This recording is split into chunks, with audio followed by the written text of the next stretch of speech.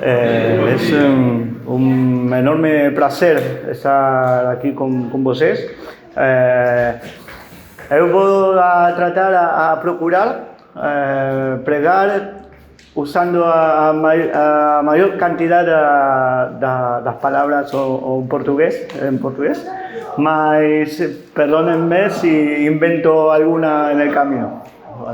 Eu traigo también os saludos, os recordos da congregação en Rubí.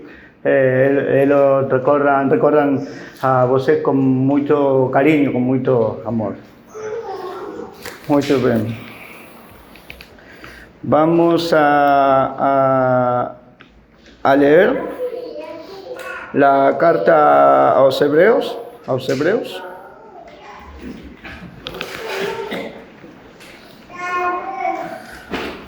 Capítulo 1, los versículos 1 y 2. ¿Podéis oír? Perfecto. Havendo Deus antigamente falado muitas vezes e de muitas maneiras aos pais pelos profetas, a nós falou-nos nestes últimos dias pelo Filho, a quem constituiu herdeiro de tudo, por quem fez também o mundo. Amém. Muito bom. A modo de introdução, nós podemos falar acerca da carta em geral. Nós não vamos a falar acerca da autoria da carta, do autor da carta, quem escreveu a carta, mas é um tema discutido, controversial, é um tema difícil. Mas sim podemos pensar acerca das avançadas que há na carta para nós em estes dias. Em primeiro lugar, nós podemos pensar acerca de para quem foi escrita esta carta. Esta carta tem o nome aos Hebreus. Então, é claro para nós que foi escrita para o povo judío, o povo hebreu. Nós podemos considerar que o tempo quando foi escrita cerca de anos 60, 70 depois de Cristo, cerca da destruição do templo, queda da Jerusalém. Então, nós podemos pensar que foi escrita para grupo da segunda geração da cristãos. Segunda geração, es decir, cristãos que ouviram a palavra de outros cristãos. Mas este grupo, estas pessoas, quando eles receberam a palavra, eles quedaram excluídos, eles quedaram fora da vida religiosa. Mas eles eram judíos, eram hebreus, mas eles eram apartados da vida do templo, da vida das sinagogas, eles eram rechazados por seus irmãos. Então, o autor de esta carta comienza dando un fundamento que él va a usar durante toda la carta para alentar, para confortar a estos hermanos. ¿Por qué? Porque ellos habían vivido dificultades, habían vivido peligros, habían vivido problemas, mas ahora ellos estaban dudando, estaban intentando procurando volver a su antigua religión, a sus antiguas prácticas. Ellos estaban siendo perseguidos, ya no ten a protección da governo, mas tampoco ten a protección da pueblo de Israel. Ellos estaban solos. En lo pasado, ellos habían afrontado, habían peleado sus batallas y habían recibido avanzado de Deus. Eso está en el capítulo 10. El autor de la carta expresa, fala acerca de las obras pasadas.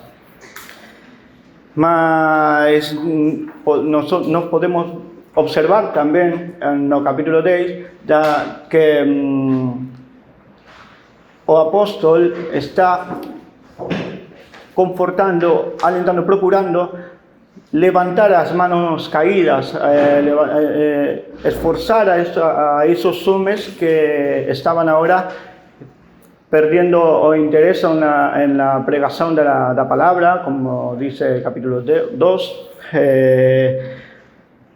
Estaban dejando a la congregación, ellos estaban evitando ser identificados como cristianos, ellos estaban intentando volver a ser judíos en toda su expresión.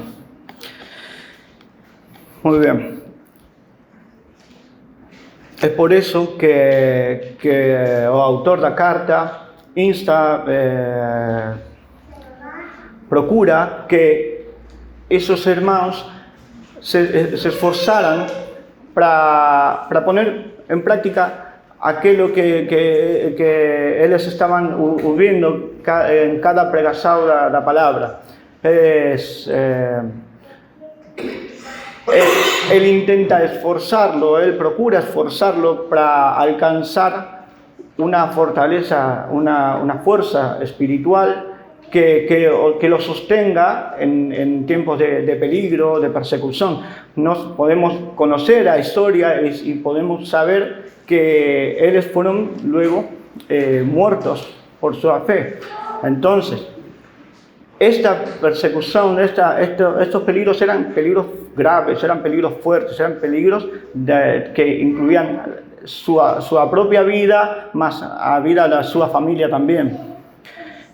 No es fácil conservar la fe, no es fácil vivir la fe cuando nuestra vida está en estos serios peligros. Hoy no tenemos ese peligro, más tenemos que estar prontos para vivir esa fe en tiempos peligrosos. Hoy la situación es mucho mejor para nosotros, más los peligros son otros. Entonces, ¿para qué fue escrita esta carta? Esta carta fue escrita como os dice, no voy a hacer afirmación, pero tiene la misma estructura de las cartas de Pablo, que tiene a primera mitad él expone a doctrina, él enseña a doctrina. A segunda mitad él hace una aplicación de la doctrina, exhorta, llama a obedecer esa doctrina, llama a vivir esa palabra que él explicó, expuso en la primera mitad. Y en esta carta nosotros nos tenemos la misma estructura. Hebreos se divide en el capítulo 10, verso 19, comienza la segunda mitad, y cuando Pablo, o el autor, según uno pueda entender, comienza a exhortar en base o pensando todo aquello que él había expuesto, había enseñado anteriormente. ¿Qué más podemos pensar acerca de estos hermanos? de estos hermanos.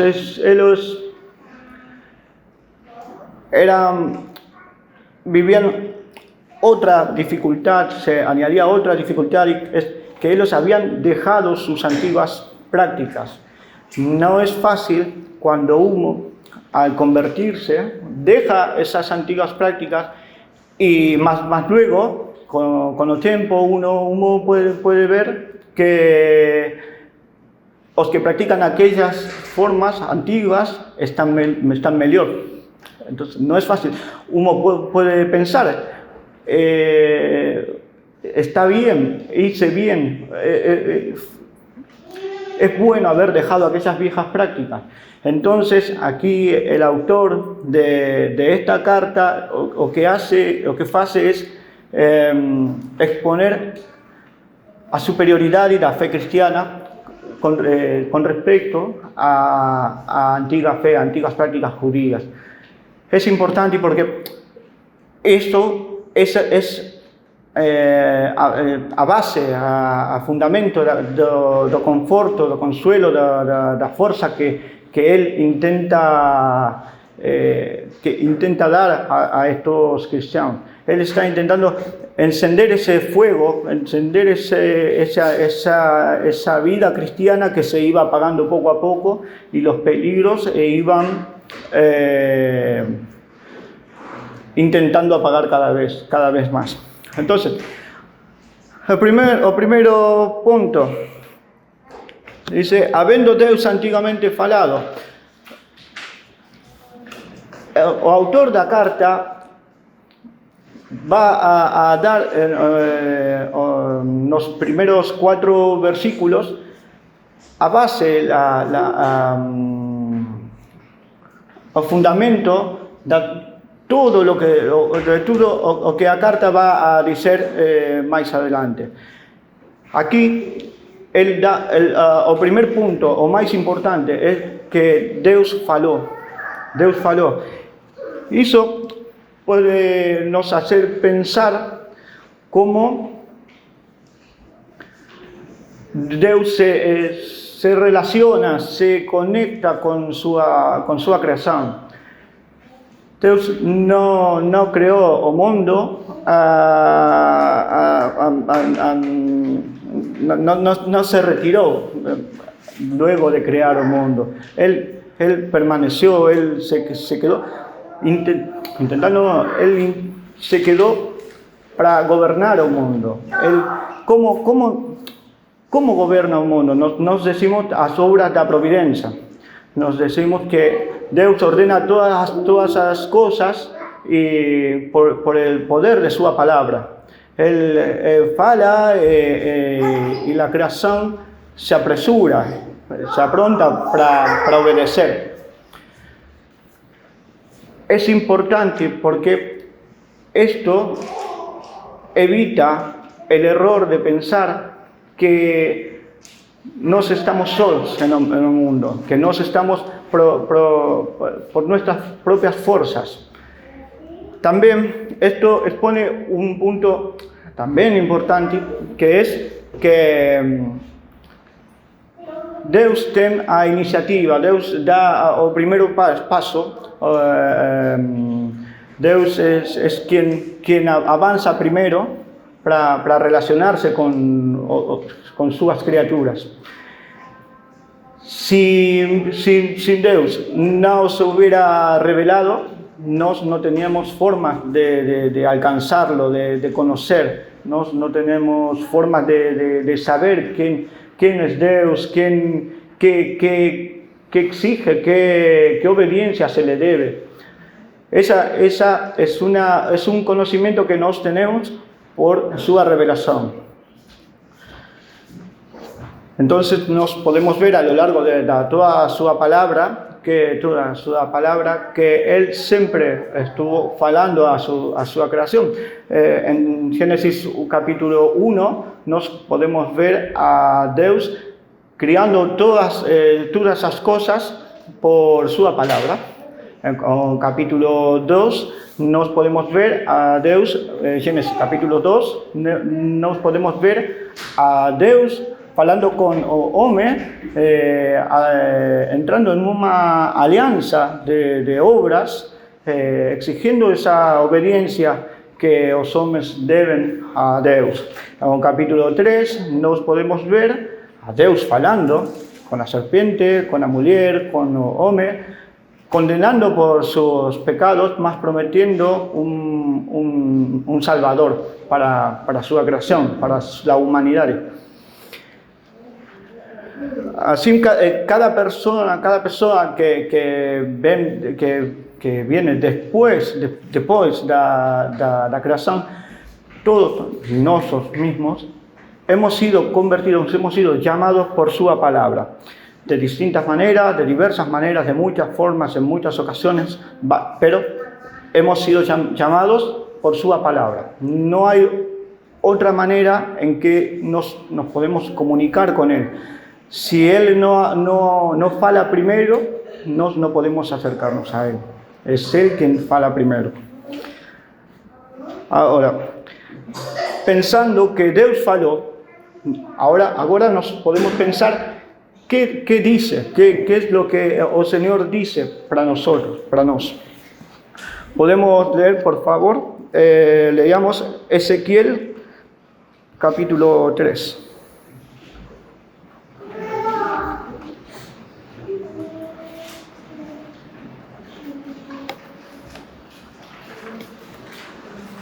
Versículo 27.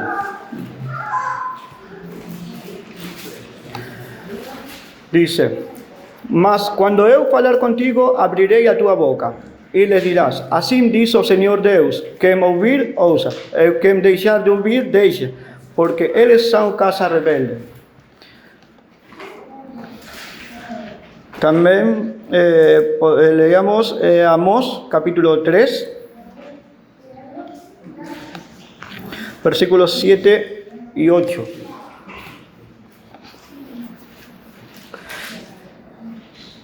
Certamente o Senhor Deus não fará coisa alguma sem ter revelado o seu segredo aos seus servos, os profetas. Rugiu o leão, quem não temerá? Falou o Senhor Deus, quem não profetizará? Esto son expresión da obediencia que uno debe cuando Deus fala. Cuando Deus fala, nossa responsabilidade es ouvir como a Padre, como a Pai. Nós devemos ouvir a Deus, procurar entender sua palavra, porque esa es nossa vida, esa es nossa salvação. No hay salvación fuera de sua palavra.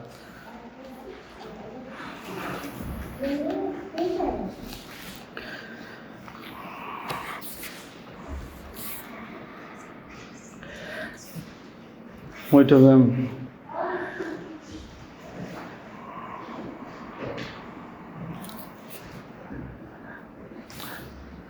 Por lo tanto, nosotros esa actitud que nos debemos tener hacia la palabra de Dios, esa actitud que nos debemos procurar cuando Dios fala, esa misma actitud que los apóstoles Pedro y Juan tuvieron cuando fueron llamados a juicio en Actos capítulo 4. Ellos dicen que no podían dejar de decir, de pregar aquello que ellos habían oído, aquello que habían visto. Ellos necesitaban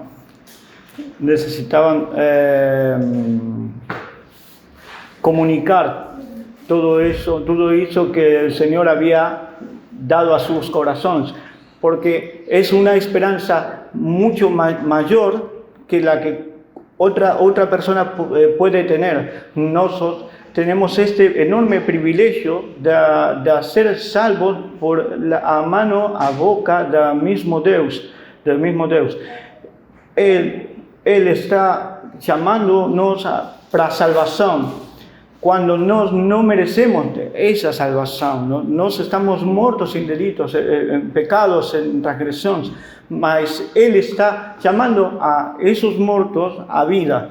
Es un enorme privilegio, es una enorme maravilla que Él obra en estos días y no podemos quedarnos en silencio, tenemos que compartir, que llevar esa palabra, esa salvación tan grande como dice Pablo. Entonces aquí también nos podemos pensar como o autor da carta expone una unidad da palavra de Deus en toda a Bíblia. Es muy importante. Él dice, Deus, tendo falado muitas vezes, de muitas maneiras, nos tempos antigos aos pais pelos profetas. Diz Deus. Deus, quem falou nos tempos antigos é o mesmo Deus que fala hoje. Es el mismo Dios, no hay dos Dios, no hay dos mensajes, hay un solo mensaje, hay un solo Dios y es el mismo Dios que llamó a Abraham, es el mismo Dios que está llamando a nosotros, el mismo Dios. Esto nos tenemos que entender que el mensaje no Antiguo Testamento no es de la misma manera que al Nuevo Testamento, mas es el mismo mensaje. Es el mismo mensaje. Desde comenzando por Adán hasta el último cristiano, todos van a ser salvos por fe. No hay otro camino más que la fe. Y esto es un buen remedio, una buena medicina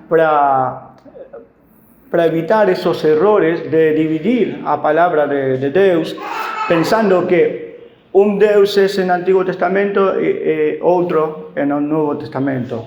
Es el mismo Dios que ordena todas las cosas, el mismo Dios que crió a tierra, es el mismo Dios que envió a su Hijo, es el mismo Dios que vendrá en poder para salvarnos. Es el mismo Dios. O mismo Deus. También es un buen remedio en contra del dispensacionalismo. Esa idea de dividir a iglesia, dividir los caminos de la salvación.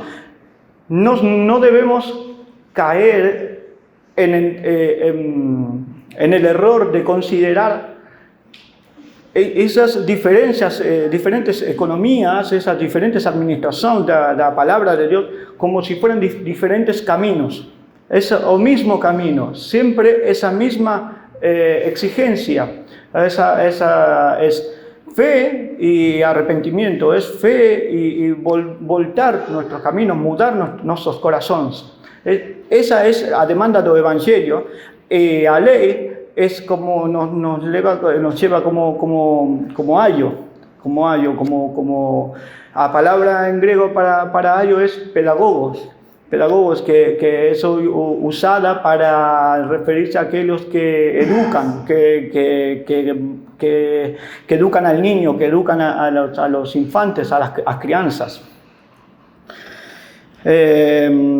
Dice también este pasaje que estamos considerando, dice muchas veces, mas la palabra griega para ese muchas veces es polúmeros, es decir, de muchos, menos de maneras, de muchas partes.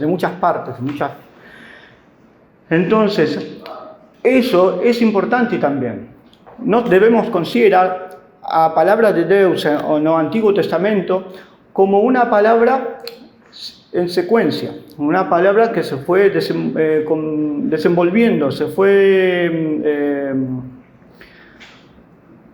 tuvo su desenvolvimiento a lo largo do tiempo. Nos podemos ver as distintas comunicações de Deus para sua criação. Nós podemos ver a Deus falando a Adão prometiendo con la promesa de un Salvador. Luego podemos, él revela que ese Salvador vendría de la simiente de la mujer. Luego, más adelante, Abraham conocería por la revelación que en él, en su familia, en su descendencia, el Salvador sería para abençoar todas las naciones de la tierra. Más adelante nos podemos ver a Jacob conociendo que de la tribu de Judá vendría el Salvador. Miqueas diría que vendría de Belén. Isaías que nacería de una virgen. Entonces, el mensaje es el mismo mensaje, mas a claridad es como el sol de mañana, que va subiendo, va siendo cada vez más evidente. De la misma manera, el mensaje tiene ese desenvolvimiento. También nosotros podemos pensar que Dios faló de muchas maneras. Un pasaje muy claro acerca de eso es cuando Dios, en su contienda, en su pelea con Aarón y María, en defensa de Moisés, él dice que a los profetas él falaría en sueños y visiones, mas a Moisés él falaba cara a cara, boca a boca. Es muy significativo, porque eso nos muestra, nos hace observar que hay una diversidad de formas en que Dios manifestó su palabra en la antigüedad. Tenemos a Dios falando por una voz audible, a Dios manifestándose en visiones, tenemos las teofanías, las apariciones de Dios, tenemos a Dios escribiendo a ley con su propio dedo.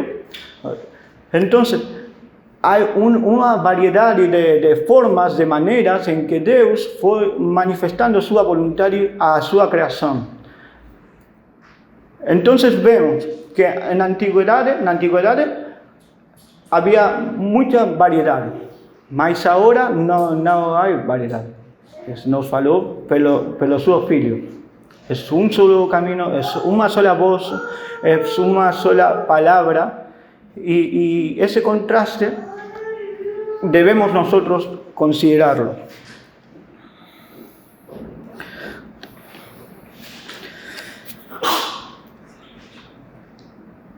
Que Dios ha falado, como él decía, es un enorme privilegio, es un enorme placer. Hoy cantábamos que la palabra de Dios es nuestro placer, es nuestra bendición. Nos podemos pensar qué hubiera sido de nosotros si Dios no hubiera falado. Hemos sido todos rescatados, hemos sido salvados, hemos sido redimidos por Dios, por la su palabra. Y hoy tenemos una esperanza viva, una esperanza cierta, una esperanza que sabemos que se va a cumplir, una esperanza que esperamos. Mas, ¿qué pasa? ¿Cuál es la situación cuando las personas rechazan su palabra? ¿Qué es lo que eso provoca? ¿Qué vida se genera? ¿Qué vida espera a aquellos que rechazan la palabra de Dios? Seguramente tenemos conocidos, amigos, hermanos, que están sin esa palabra. Mas si nos hemos recibido tan grande bendición, tan grande avanzado, por haber oído esa palabra, esto nos obliga a nos pone en situación, si nos amamos a estas personas, nos tenemos la obligación de compartir, de llevar ese mensaje. Ellos están muertos en delitos y pecados, ellos están sin esperanza, ellos están vacíos, ellos están, no hay futuro para ellos. Mas nos hemos recibido esa palabra segura, esa palabra infalible, esa palabra que estamos seguros que nos va a llevar a un buen final. Mas esto también nos enseña, nos da a conocer que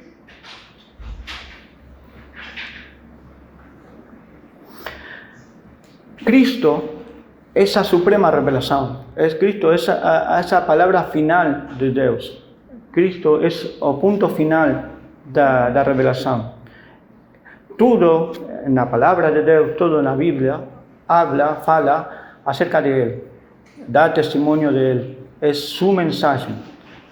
Anuncia su llegada, anuncia su muerte, su resurrección, anuncia su victoria sobre el pecado, anuncia su salvación para nosotros, anuncia su amor para nosotros, anuncia nuestra esperanza.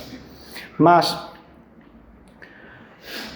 podemos nos buscar nueva revelación. ¿Qué más queda por revelar? ¿Qué más podemos esperar de Dios? ¿Qué más podemos pedir a Dios? En Cristo, Dios nos ha dado todo. Todo es nuestro, dice Pablo. Todo.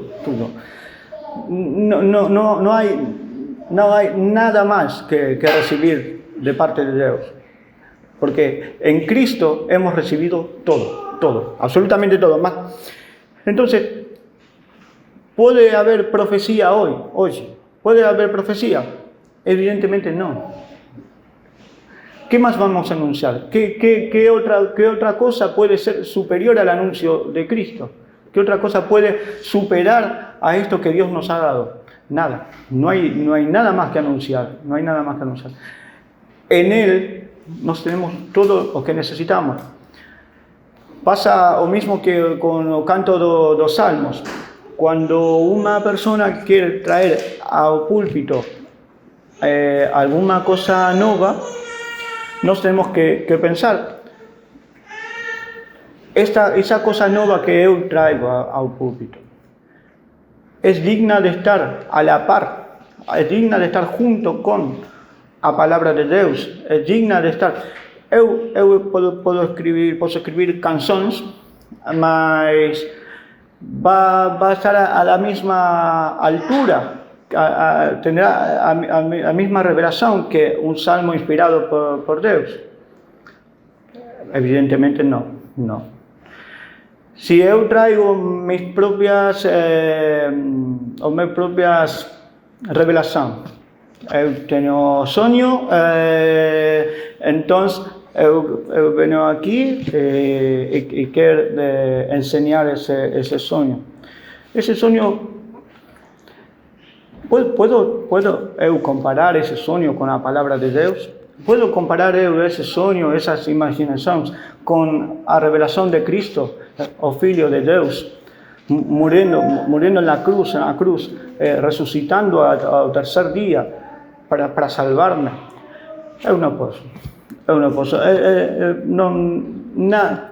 Nada que yo pueda imaginar, nada que yo pueda soñar, puede estar cerca de esa idea. Es aquí donde nosotros nos tenemos que oír y obedecer. Si Dios habló, si Dios faló nos tenemos ahora o deber de oír y obedecer. Porque cuando Él habló antiguamente, nos teníamos distintas formas, distintos caminos, distintas maneras, distintas partes. Mas ahora Él falou en pessoa. E essa é a superioridade do Cristo. Cristo, a imagem de Deus, a imagem da substância de Deus, o resplandor de sua glória. Isso é Cristo. Cristo é Deus encarnado. Cristo é o mesmo Deus na terra. Cristo é Deus para nós. Cristo é Deus como nossa cabeça, como nosso Rei. Então, nós temos esta enorme, grande, avançado, de conhecer a Deus pela sua palavra, mas da sua boca, guardada por seu Espírito Santo. Nós temos toda a Trindade comprometida, pues, trabalhando para que nós podamos conhecer a vontade de Deus. Agora, nós podemos quedarnos quietos, mudos, podemos quedarnos sin fazer nada, podemos no quedar indiferentes a sua palavra, a uma obra da Trindade de Deus. Eu penso que não. Eu penso que isso nos deve motivar, nos debe llevar al sentido de esa carta, que es amor y buenas obras. Eso es lo que se nos demanda a nosotros en la congregación. Esta es una carta con un sentido muy alto, da vida a la congregación.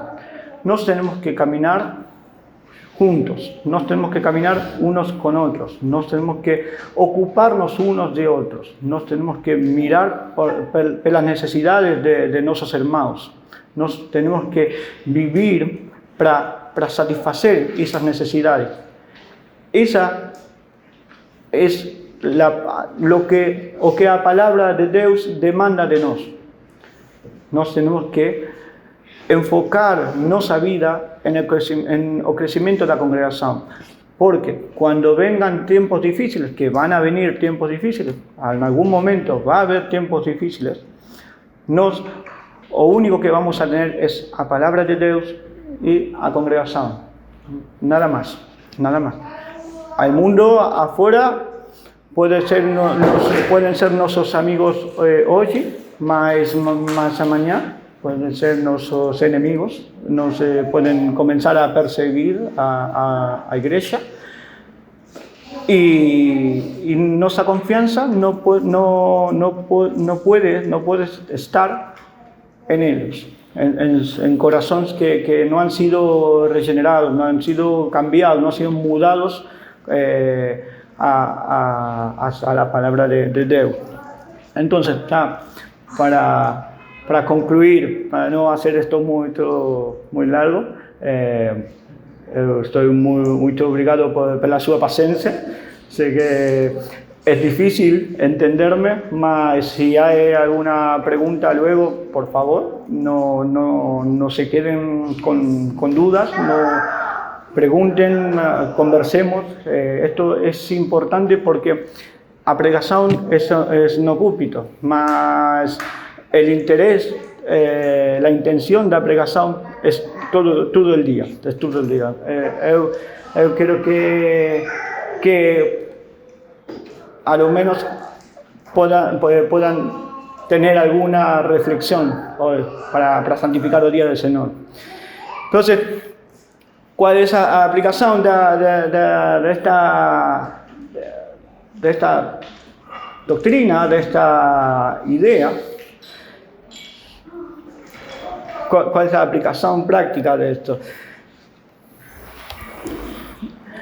Si esa palabra fue la fuente, el principio de conforto para estos hermanos hebreos, puede ser o conforto para nós também. O mismo fundamento, a mesma ideia que llevou a ellos a estar melhor, pode llevar-nos a nós a estar melhor, a buscar a vontade de Deus, a ser fortalecidos por Deus e conhecer sua palavra para ser llenos de vida. Nós temos em Cristo, em sua vida, em sua morte, em sua ressurreição e ascensão aos céus, temos nosso conforto e nossa fortaleza. No debemos dejar de buscarlo.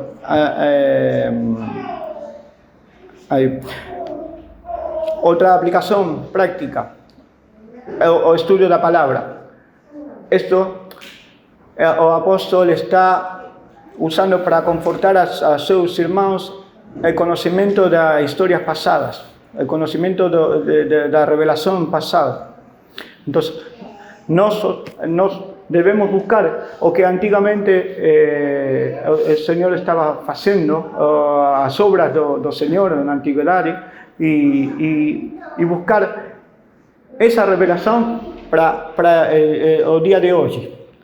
No debemos quedarnos en que ya lo sabemos todo, sino que Dios tiene, como dice Matthew Henry, ¿no?